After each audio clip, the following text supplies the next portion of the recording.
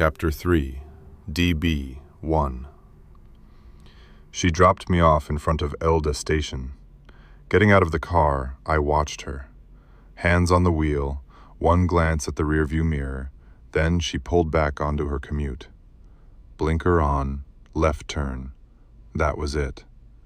But those few seconds felt oddly short. That's how my solo Deutsche Bahn journey began. 5 years living in Germany, and I'd never taken a train unless it was to the airport. So I had no idea what kind of world this was. At first, things were fine.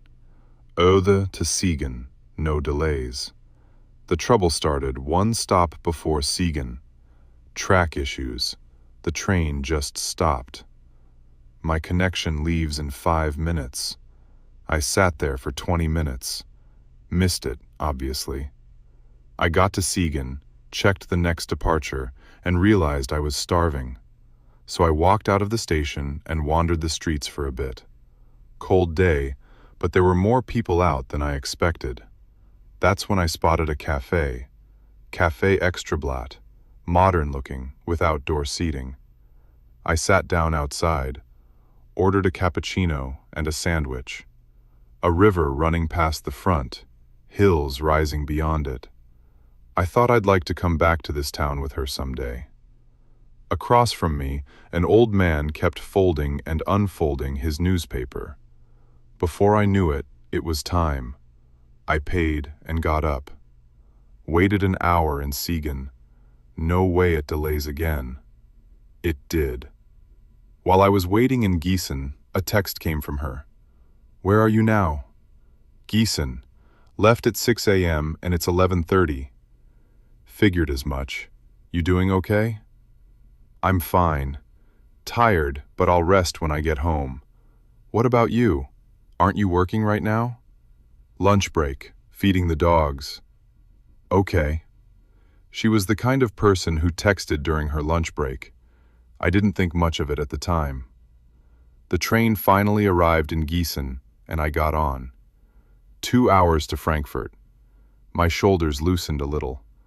The college kid next to me had earbuds in. Take me home, country roads. I recognized the beat leaking through. I'd heard it once during my deployment in Afghanistan. After that day, I just liked the song. In the end, Ode to Frankfurt took almost 6 hours. Then I transferred to a Würzburg-bound train. 10 hours total. A drive that takes less than 4 would have gotten me there and back. If anyone ever tells me they're taking DB somewhere, I'll tell them to rent a car. Dead serious. Sitting on the Würzburg-bound train, I looked out the window. Fields stretched out, not quite autumn yet. Small village rooftops dotted a distant hillside. Vineyards appeared, then vanished. Any other day, I would have been on my phone or had my eyes closed. But that day, I just watched. I don't know why. It's strange. Texting someone during my lunch break has never felt this natural before. I'm still afraid. The memory of losing someone I loved deeply is too vivid. But while I wait for his reply, I can feel that memory pulling back, little by little. I got home, showered, changed. I was packing my gym bag when the phone rang. Oh, I forgot to mention something. What? Are you free next week? Next week? Don't you have your company Christmas party? That's in 2 weeks. If you're free next week, do you want to come see where I grew up? I need to visit my parents' grave, and I have to pick up Christmas cookies I ordered from a friend. I paused. She was offering to show me her hometown, her parents' grave. I didn't know exactly what that meant, but I knew it wasn't a casual invitation. You know I'm on leave right now. Should we head out Friday? I can come to Ode on Thursday. Yeah, that works. Let's talk more later and figure out the plan. Have you eaten dinner? Yeah, grab something quick. Heading to the gym now. Okay, be careful working out. Have a good night, sweet dreams. Saying good night now. I'm really exhausted and need to sleep. Good night, sweet dreams. I hung up. I love you. The words climbed halfway up my throat and stopped. Not yet. I still don't know what kind of weight those words carry inside me. Instead, I set my phone down and a line I'd read somewhere once came back to me.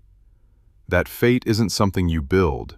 It's something already built that you finally notice. Whether this is that, I still don't know. I got to the gym. Back and biceps today. The shoulder pain was still there. I dropped my bag and started stretching. Same routine as always. Same time, same place, same order. But something was different today. I can't explain what. I just spent 10 hours on a train, but what hit me first wasn't the exhaustion. It was the emptiness. That's all. Walking home after the workout, I stopped for no reason. Just wanted to look up at the sky. Same Alta Mainbrücke as always. Nothing had changed. But when I looked up, there were so many stars pouring down right above me. This road I've always walked alone. Why does it feel strange now? What's different? Next morning. The alarm went off at 5:10 and my eyes opened. Chapter 3, DB 2. I walked to the kitchen, ground the coffee beans and pressed a French press, made my coffee and headed out to the terrace. Weather's better than expected, not even that cold.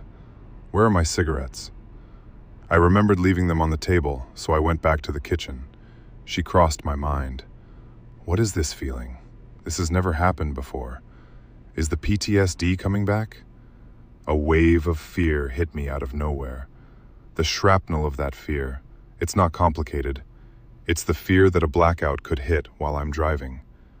If it were just me getting hurt, that'd be one thing.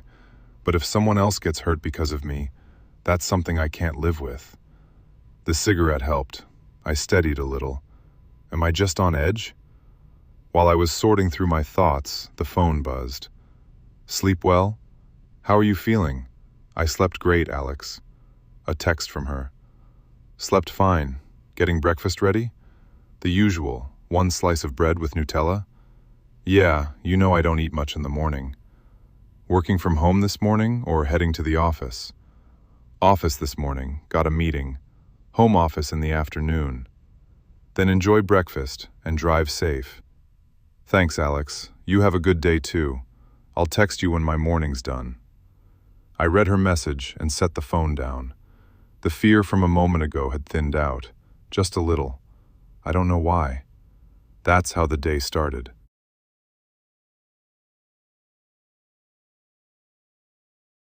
Chapter 4. The Winter Road to Staßfurt. 1. The Friday I'd been waiting for finally came. I opened the closet. Hoodie, hoodie, hoodie. Black t-shirt, hoodie. That was it. Should I buy some clothes? Nah. It's either hoodies or whatever I throw on. Why bother? Grabbed one and left. This time I booked an ICE. Deutsche Bahn had burned me once, so I figured it'd be better this time. No way it's delayed again, right? It was. Missed the connecting train. Again. ICE or not, it's still DB. Nothing changed. Left at 7 a.m., arrived in Oelde at 4 p.m. 9 hours. A drive that takes less than 3. At this point, DB isn't a transportation system. It's a patience test. I stepped off at Oelde station and called her. I just got in.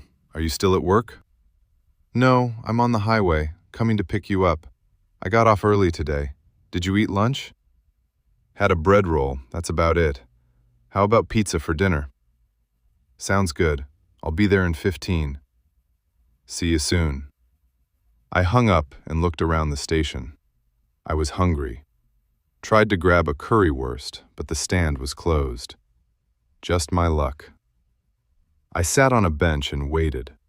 About 20 minutes later, her car pulled up in front of the station. The moment I got in, warm air hit my face. I'd been standing out in the cold for a while, and the warmth felt especially good.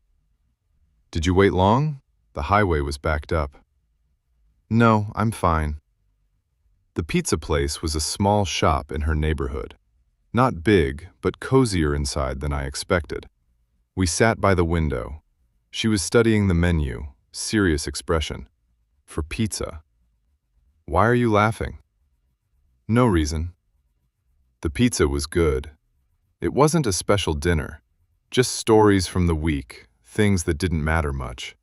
We'd laugh, eat some more. I didn't realize how much time had passed until I noticed the plates were empty. She told me about something that happened at work that day while eating.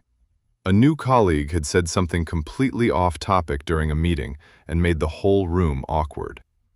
Listening to her, I noticed for the first time that she talks with her hands. Her right hand goes up when she's making a point. She probably doesn't know she does it. The car ride back to the hotel was quiet. Something was playing on the radio.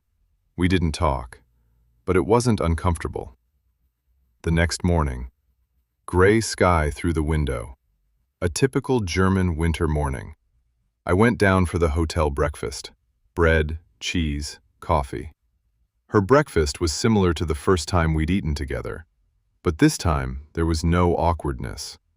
I'm not sure when that disappeared. What time should we leave today? Early is probably better.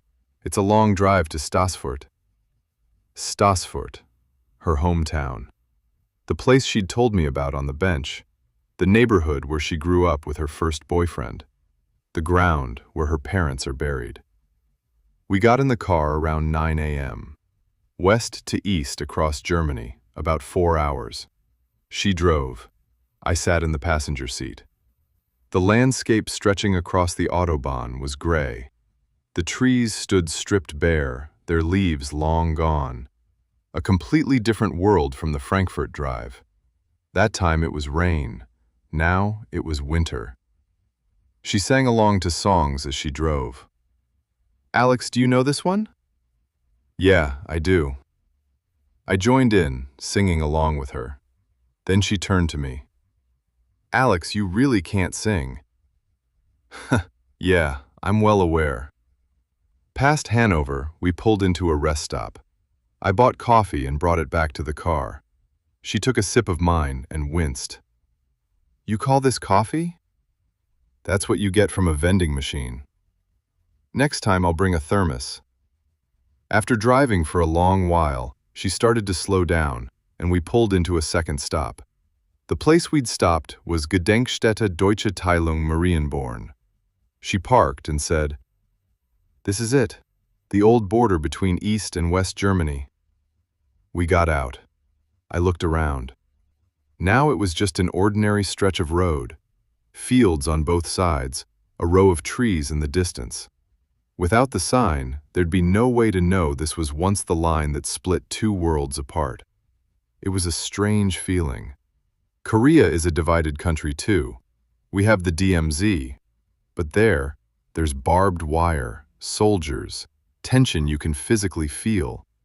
Here, there was nothing, just a road.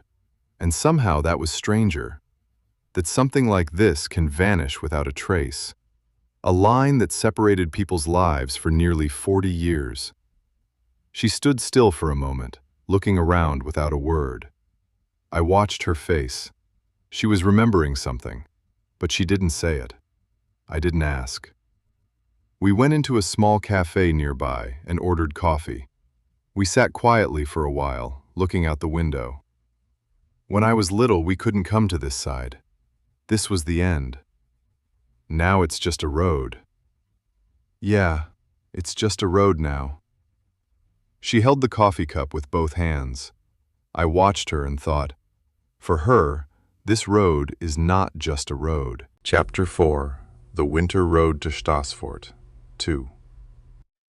It was nearly 2 p.m. when we reached Staßfurt, more of a small town than a city. Quiet, barely anyone on the streets. Whether that was winter or just how it always is, I couldn't tell. So this is the town that made her. Before long, we arrived in front of her parents' house. Not run down, but old. A house with years settled into it. There was a garden, a few flower pots by the front door. Nothing blooming. It was winter. The moment I stepped inside, I felt the cold, stale air. That particular smell of a house where no one has lived for a long time. The first thing I noticed was the fireplace in the living room. She started building a fire. The flames came to life slowly, and the room began to warm. As they did, the cold, stale smell gradually gave way to wood smoke. She went to the kitchen, made coffee, and handed me a cup. "What do you think of the house?" "It's nice. Warm." She walked me through the house, cup in hand. Her childhood room. A Formula One poster on the wall. 1989. I stopped when I saw that. I hadn't expected her to have been into F1 as a kid. The small garden visible through the window. The rooms where each family member had stayed. An ordinary house.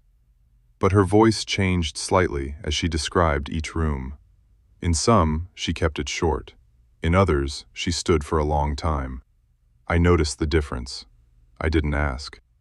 Outside, it had gone completely dark. I could hear the wind through the windows. Inside, the fire burned quietly in the fireplace. I sat on the sofa. She came and sat beside me. Firelight fell across her face. I watched her. "Why are you staring again?" "No reason. You're beautiful." She smiled faintly and rested her head on my shoulder. Neither of us said anything, only the sound of the fire. After a long while, she said in a small voice, "Thank you for coming all the way here." I didn't say anything. Sitting side by side like this, in this house that held her childhood, in front of the fireplace, I couldn't put into words what it meant. Then her phone rang. "What should we do for dinner?" "A friend recommended an Asian restaurant near here." "Asian? Sure." "It's called Madame Tran.